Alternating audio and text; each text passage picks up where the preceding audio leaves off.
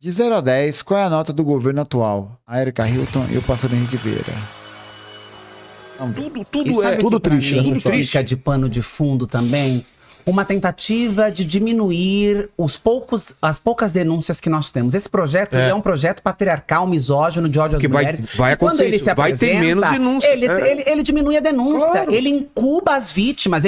Porque assim, A menina fala, eu ninguém posso ser se presa, sente então, confortável, ninguém. Pela cultura que nós temos, a própria vítima tem vergonha, se sente culpada, constrangida, Exato. busca nela primeiro os motivos que levaram o agressor a cometer uma barbárie como essa.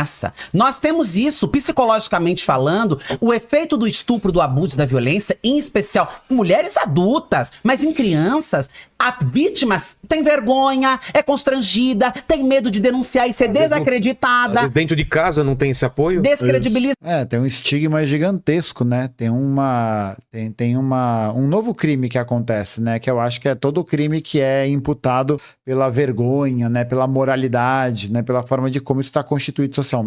Ridicularizada. Aí vem um projeto desse, pautado por deputados e deputadas dentro da Câmara, que começam a tratar essa agenda de direitos como se fosse uma agenda moral. Como se fosse, você não pode. Imagina, que absurdo.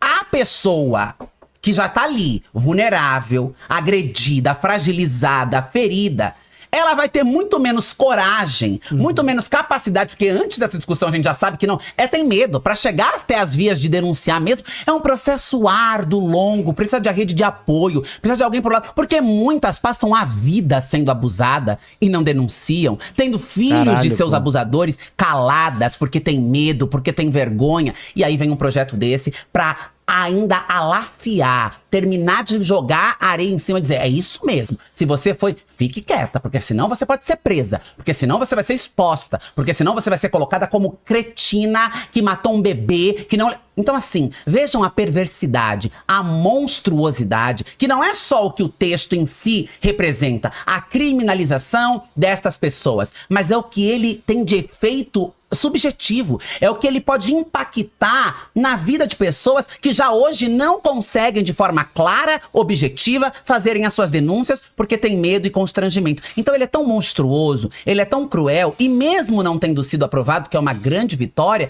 eu tenho certeza absoluta que já tem esse efeito, já causa essa intimidação, já aumenta o nível de constrangimento, vergonha com que essas pessoas vitimadas se sentem diante de uma violência como essa. Não, e assim, você imagina que todo esse estigma, ele cresce em torno dessa questão e ele atinge de maneira muito mais aguda justamente as mulheres trabalhadoras que não têm a possibilidade de acessar o recurso da interrupção da gravidez. E aí você vai criando repetidamente e incessantemente esse ciclo de opressão que é baseado na precariedade da vida, das condições econômicas, que é baseado na forma de como essa violência misógina vai se manifestar na sociedade. Então, é toda uma dimensão, é toda uma estrutura, tanto de caráter concreto, material, econômico, quanto de caráter subjetivo. É importante ver como o projeto neoliberal é um projeto que tem essas duas dimensões de, ao mesmo tempo, você criar as condições para que não exista mais oferta de serviços públicos de saúde e, ao mesmo tempo, você tem uma retomada de perspectivas conservadoras no sentido de conseguir reafirmar a existência daquela sociedade de classes, né? Você tem um processo de aparelhamento cada vez maior das estruturas de dominação que a sociedade capitalista produz. Então é o controle cada vez maior sobre o hospital, é o controle cada vez maior sobre as escolas, é o controle cada vez maior sobre as forças armadas, é o controle que vai se ideologizando, que vai se constituindo a partir de um caminho que possa justamente viabilizar a realização daquele projeto. Não é à toa que o neoliberalismo, acho que vale muito a pena a gente enxergá-lo como um projeto contra-revolucionário. Um projeto contra-revolucionário até no sentido de pensá-lo como uma reação a uma eventual mudança na forma de como a economia política capitalista está organizada. Sim. Falando em monstro, a gente tem que avaliar também as falas do Lula em relação a isso. Falando em monstro, Vilela, caralho, que isso? Eu achei também desproporcionais, achei que ele não foi muito feliz no que ele falou. Não sei se vocês querem comentar, falando que o ato. Acho né, que o teve, filho. acho que foi um timing ruim. É, eu acho que. Exatamente. Eu entendo Qual as foi o trecho pressões da. Qual foi o trecho mesmo? É, Ele fala que vai ser um monstro, vai sair um monstro Não. que vai vir. Ele falou duas coisas, né? O monstro que comete não é obrigado a ter filho de um monstro. Sim. Sim. Até aí tudo bem. Ok. O cara que cometeu a Violência. violência é um monstro. Mas aí Depois nasce foi também. A criança não tem nada a ver com isso. tá Tem errado. tem vários filhos de Sim, tá errado. de estupro que não tem nada a ver e vivem a vida normal. Definitivamente não é esse o Então, isso caminho. também não ajudou muito, né? Não, acho que o timing foi um timing ruim. Acho E foi que até usado contra, Foi. né? É, o timing e o conteúdo, né? Demorou pra falar, falou uma grosa. Tá faltando ali alguém pegar o telefone, né? Tá faltando ali alguém pegar o celular e falar: me dá, tira a mão, tira a mão, tira a mão. Muito Foi, usado foi. contra, muito Foi, usado contra. Mas eu entendo que era ele queria mostrar indignação. tamanha indignação pelo aquilo e acabou usando as palavras de forma mal colocada, exato. né? Mas é na tentativa de expurgar aquela emoção e aquele sentimento, mas de fato usou as palavras de uma maneira Essa ruim. expressão está incorreta. Agora, vale dizer que, como presidente da República, ele se posicionou contra o projeto. Sim, Isso eu acho sim, importante, ainda Ele mais falou que- tendo o e ele exemplo falou, anterior. pessoalmente sou contra o aborto, é o que eu entendo. Ele falou Foi o isso, que ele disse. Mas deixa Isso. pro pessoal definir, porque não é o meu trabalho definir o que é. A minha opinião não vale pro que é política de Estado, é o que a gente tá falando, mesma coisa. Sim, mas eu entendi que, como política de Estado, ele se colocou contra o É que projeto. foram Sim, dois sim, momentos. ele Ele falou primeiro foi teve isso, essa foi isso. declaração. Mas ele falou, eu sou contra pessoalmente, Pessoalmente, isso. mas sou a favor Sim. que derrube realmente. É Entendi, isso, teve um isso. momento Foi- em que ele declarou. Foi? Ele Acho que isso declarou foi importante, primeiro entendi. contrário ao aborto, de um modo Inclusive geral. na campanha ele tinha falado Mas isso. depois mostrou que também é contrário à aprovação desse projeto. Uma coisa é o aborto que nós não estamos discutindo ele aqui, legalizá-lo ou não. E outra coisa é o direito de abortar nos 3 casos já previstos pela lei. Nesta situação, o presidente é favorável que a legislação Sim. permaneça a que nós já temos hoje. A que dê direito ao aborto legal, independente da Sim, quantidade de deixou tempo. claro isso. Isso, Deixou foi. claro. Vamos pergunta antes, porque eu quero saber da vida. Independente da quantidade de tempo nesses 3 casos, né? É isso? Porque eu acho que isso é foda, né? O Lula também falou assim, manter as políticas que existem hoje e tal, não sei o quê. Ou seja, né? Nenhuma perspectiva de avanço, né? Nenhuma perspectiva de colocar no programa ali a luta pelo aborto legal e seguro, né? Deles também, a gente fala bastante sobre essa PL. Se tem dúvidas em relação a isso, senão a gente já muda de assunto aí. Não, sobre a PL, não.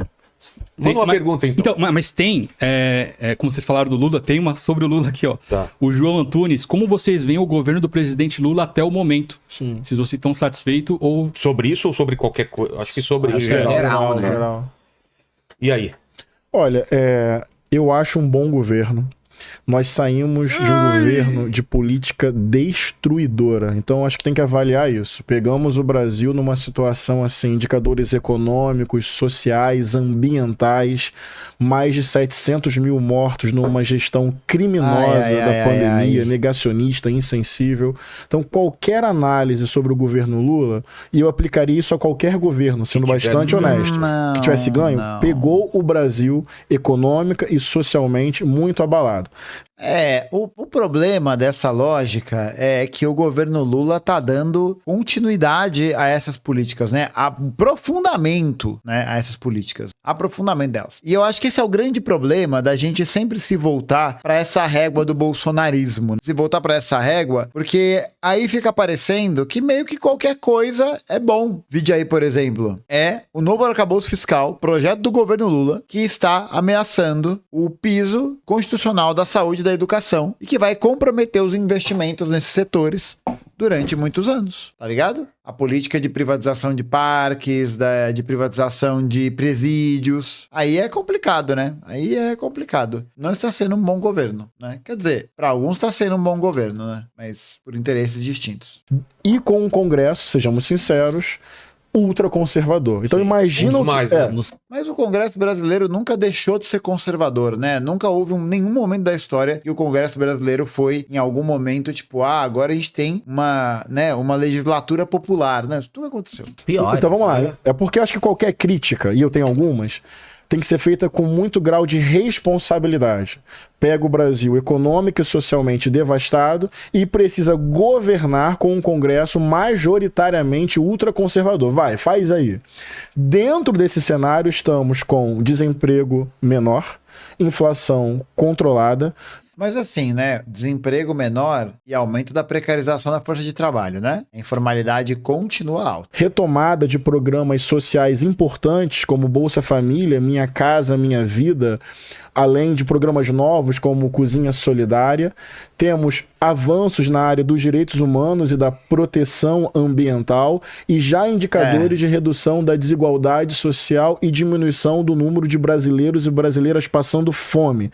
Mas isso não é diminuição da desigualdade. Tem um vídeo muito bom que eu recomendo muito que vocês vão assistir, que é o vídeo que o Jones faz o debate sobre segurança pública em relação ao corte do Ian no programa 3 Elementos. O Jones, enfim, para todo o debate que o Jones faz ali, mas tem uma coisa em especial que é muito interessante no debate que o Jones está fazendo, que é justamente sobre o fato de que diminuição da desigualdade social significa também uma necessidade de mudança, de transferência das pessoas que são detentoras de propriedade. Então, no Brasil houve uma importante diminuição da miséria, da pobreza e tudo mais, mas uma desigualdade social que cresceu. É um debate bem interessante, tá? Vale muito a pena conferir. No primeiro ano, mais de 13 milhões de brasileiros saíram de uma situação de fome. Ou seja, eu começo a ver o Brasil se reorganizando diante de um cenário muito difícil. Portanto, eu avalio o governo positivamente, com muitos desafios. Eu acho, e é a tarefa do nosso partido também, meu e da Érica, que é dar sustentação ao governo com um programa de esquerda, popular, dos direitos humanos, da justiça socioambiental, do enfrentamento às opressões históricas. Essa é a tarefa do nosso campo, é chamar o governo para cada vez mais avançar nas conquistas para o nosso povo trabalhador. E é um governo de frente ampla, portanto, carrega dentro do próprio governo setores de centro e de direita. Então, olha o grau de... E tipo, aí tem um outro problema nessa lógica, que é o próprio fato de ver como essa política tá... no final das contas, rebaixando o próprio programa. O objetivo é dar sustentação ao governo. Ou seja, o governo tem que se sustentar antes de se pensar a política dele. Isso me lembra bastante sobre um livro que eu tô lendo, que é muito bom também, que é o Reformismo e Contra a Revolução, estudo sobre o Chile, do Rui Mauro Marini. Bom pra cacete também pra poder entender isso, tá? Muito bom. Complexidade. Isso é bom ou é ruim isso? Na sua foi necessário para derrotar a extrema-direita, não que é a derrotaria. tarefa da nossa geração. Não acabou. Na Europa, por exemplo, agora nas eleições para o Parlamento Europeu, a gente viu Macron, Macron é centro-direita. É. Eu estou falando de extrema-direita, que é a Le Pen, entre outros, que retoma dispositivos do fascismo. Mas me parece que Mas assim, né? Esses dispositivos do fascismo são dispositivos que se apresentam também pela política econômica liberal. Porra, cara, é foda. Complicado. Trump, por exemplo, vai ganhar, Sim, que essa extrema-direita não, vai... tô Não é? preocupado. Mas é isso que eu tô querendo dizer. O governo Lula... Eu até acho que vão...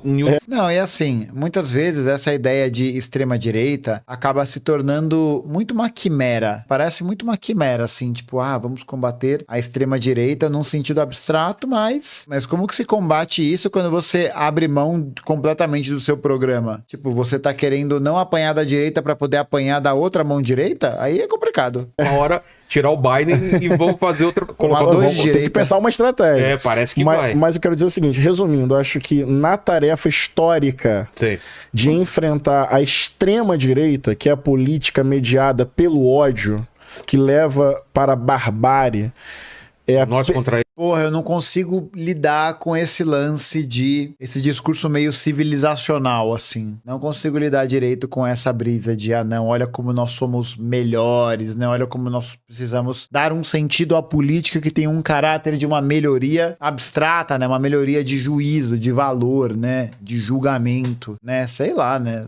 Eles. Acho que não, né? Pô, é política de ódio de classe, cara. Porra, olha o que os caras estão fazendo com o Brasil, caralho. Olha o que os caras estão fazendo com o Brasil agora. A trabalhadora brasileira não vai ter ódio dos caras, porra. Não vai ter raiva, não vai ter um sentimento de caralho, eu preciso mudar essa porra. Não, a essa altura, paciência.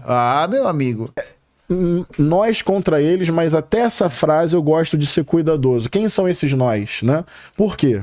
Na democracia que nós defendemos, cabe pluralidade.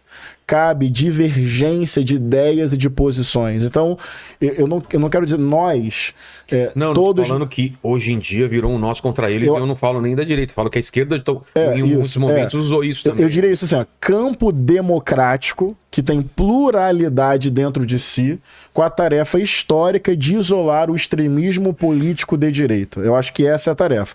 Sobre o governo Lula, é um governo que enfrenta dificuldades e contradições, mas considerando o cenário desfavorável no Congresso e o Brasil devastado que pegamos do ex-presidente, acho que é um governo bom, satisfatório e que tem mais a melhorar. Nossa. Nota! Meu Deus, bom satisfatório é forçar, hein? Nossa, bom satisfatório é foda. 0 a 10. 7.3. Nossa, que Perfeito. específico. Preciso. Érica. Não, eu acho que eu não vou nem me alongar na Do resposta. nada, Do nada. Do nada. 7. Alegoria, 7.3. Soma com a nota dela, divide por 2, a gente sai com uma média.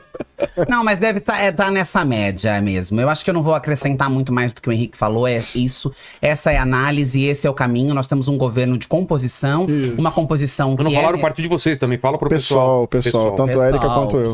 que é uma composição necessária para enfrentar o que nós tínhamos como inimigo da democracia, da nação e do povo, que era o governo passado. É um governo que tem as suas contradições, mas que também tem apresentado os bons números, tem avançado e que chegou e pegou um cenário devastado, pegou um cenário destruído. O que o bolsonarismo fez na política é algo que demorará alguns anos para ser reconstruído, para ser reorganizado. Então eu acho que dentro... Não, pô, concordo. Acho que teve um processo de aceleração, né, da destruição por parte do governo Bolsonaro que é inquestionável, né? Eu acho que ele é absolutamente inquestionável sob qualquer aspecto, né? Foi um avanço, assim, uma catalisação de alguns processos bastante graves. Mas o grande problema é que a gente ainda vê a continuidade dessas estruturas e dessas dinâmicas presentes na forma de como o governo está conduzindo a sua economia política, tá ligado? Essa é a questão, assim. Acho que esse é o problema que precisa ser visto acima de tudo. Da medida do possível, dentro dos limites, inclusive, da correlação de força do próprio Congresso Nacional, que muitas vezes quer colocar uma faca no pescoço do governo, porque tem uma dinâmica de controle que ficou muito mal acostumada,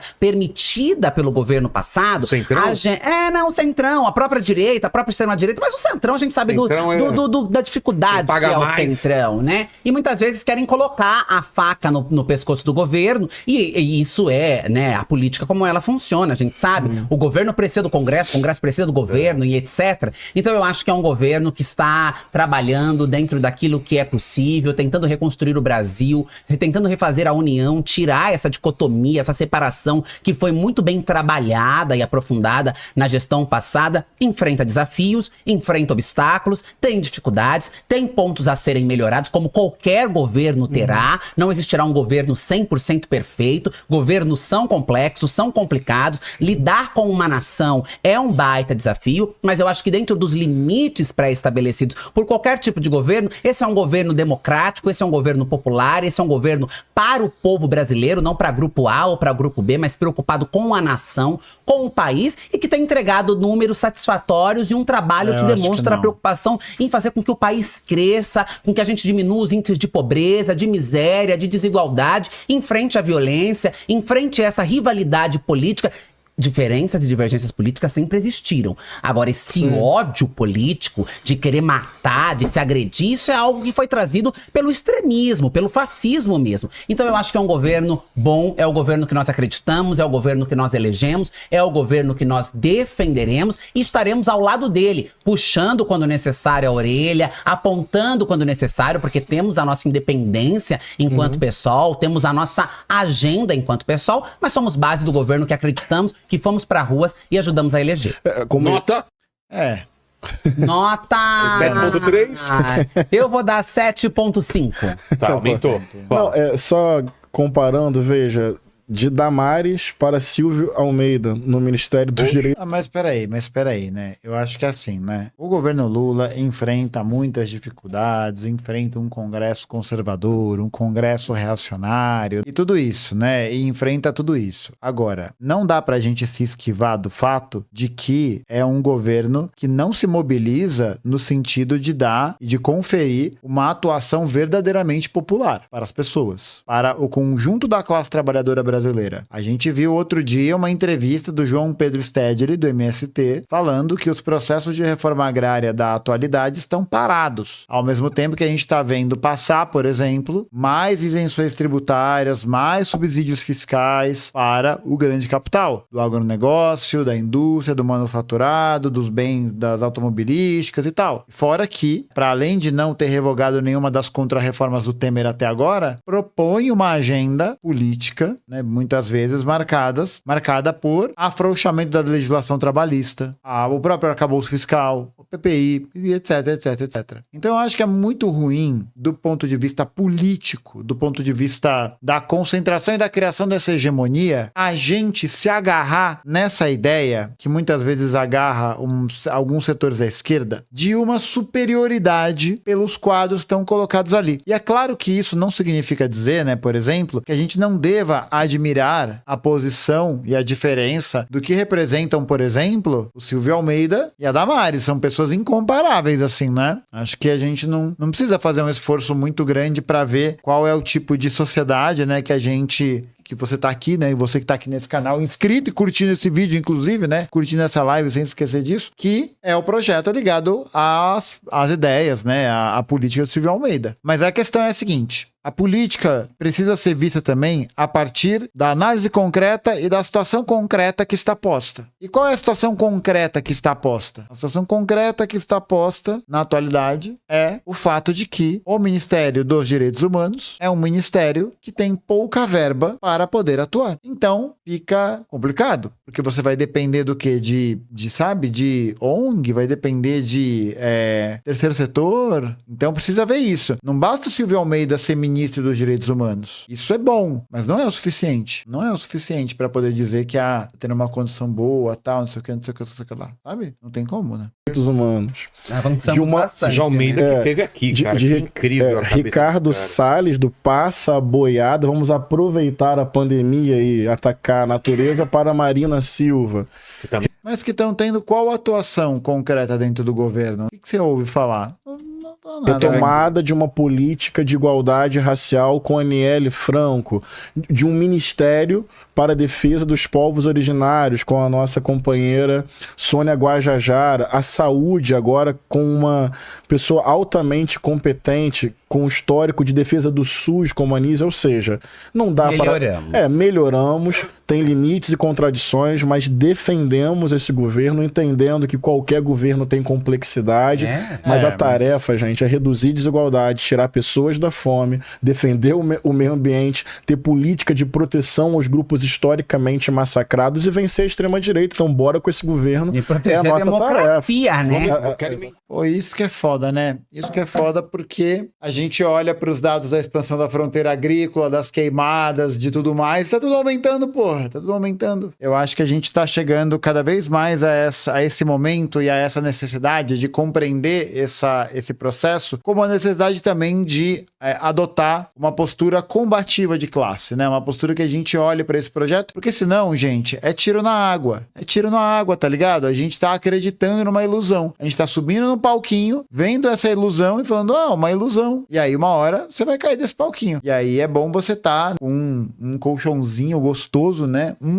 Colchãozinho gostoso pra você, quando você cair da ilusão, você pelo menos não se estabacar no chão, né? E você poder ali se levantar rapidamente. Essa é a meta, esse é o objetivo. E de você também se inscrever aqui no canal, né? De curtir esse vídeo, de conhecer as aulas do curso básico de História de Formação Política que estão aqui embaixo, no link da descrição do vídeo. R$10,90, várias aulas. Vamos que vamos. Au!